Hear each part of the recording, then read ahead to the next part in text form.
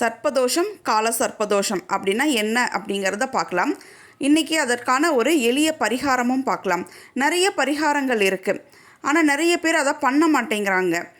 ஸ்தலங்களும் இருக்குது, பரிகார ஸ்தலங்களுக்கும் போக மாட்டேங்கிறாங்க. இன்றைக்கி ஒரு எளிமையான பரிகாரம் என்ன அப்படிங்கிறத பார்க்கலாம். சர்ப்பதோஷம் அப்படிங்கிறது ராகு கேது ஒருவருடைய ஜாதகத்தில் லக்னம் 2, 7, 8, 5 நின்றுச்சு அப்படின்னா அது சர்ப்பதோஷம். கால சர்ப்பதோஷம் அப்படிங்கிறது ராகு கேதுக்கள் வக்ர கிரகங்கள். கிளாக்வைஸ் டைரக்ஷனில் நமக்கு பலன்களை தர்றது கிடையாது.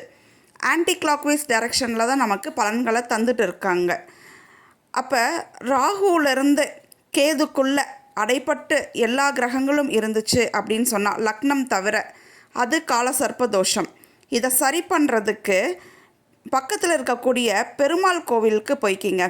அங்கே இருக்கக்கூடிய கருடாழ்வார் சந்நிதியை சுற்றி நெய்விளக்கேற்றி வழிபட்டீங்க அப்படின்னு சொன்னால் இந்த சர்ப்பதோஷம், கால சர்ப்பதோஷத்துக்கு நிவர்த்தி கிடைக்கும்.